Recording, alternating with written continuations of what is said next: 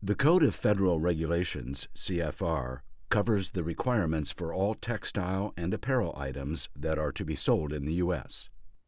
Manufacturers, sourcing agents, brands, and retailers must understand and follow the regulations, as serious fines can be levied against companies that violate them.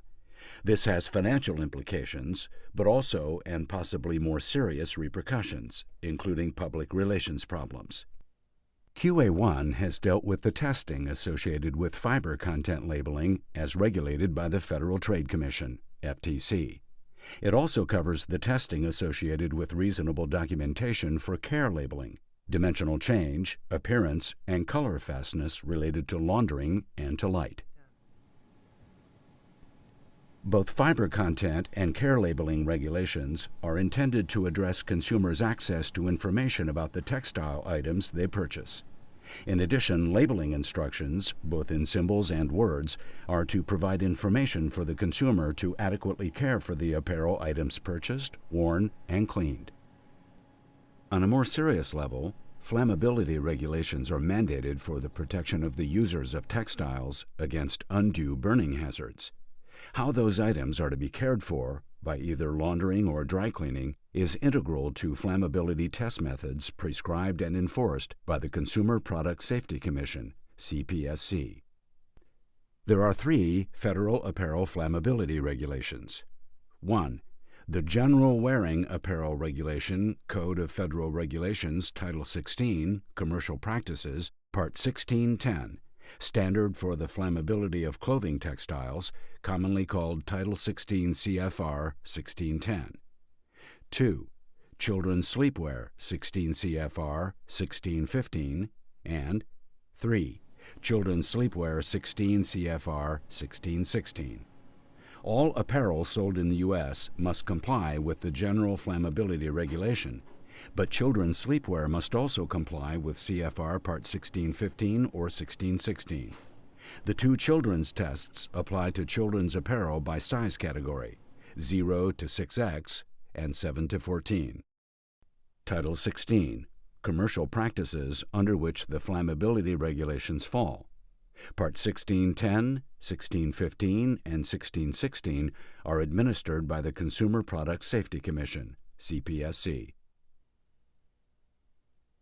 Part 1610 of Title 16 CFR covers the purpose and scope of the standard, requirements, testing apparatus, procedure, reporting, and the interpretation of test data.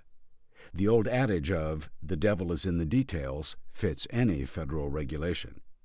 This module does not claim to cover every aspect of the regulations, but to provide an overall perspective of the general flammability and children's sleepwear regulations. For more details, go to www.cfr.gov and www.cpsc.gov.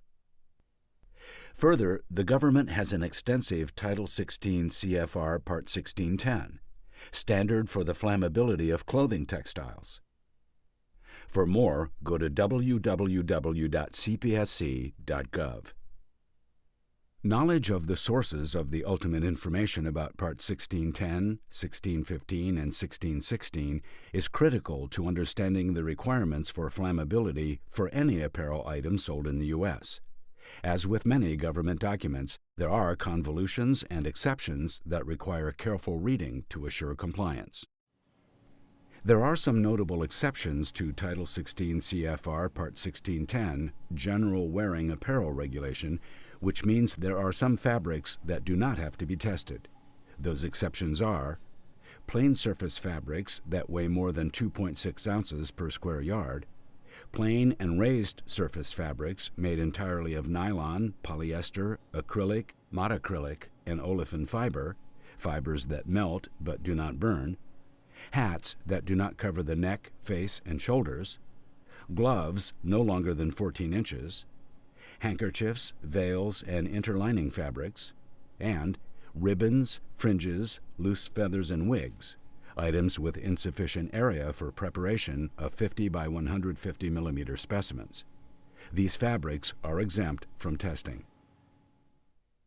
Textile items not exempted from the regulation are clothing made of leather, suede, and spandex.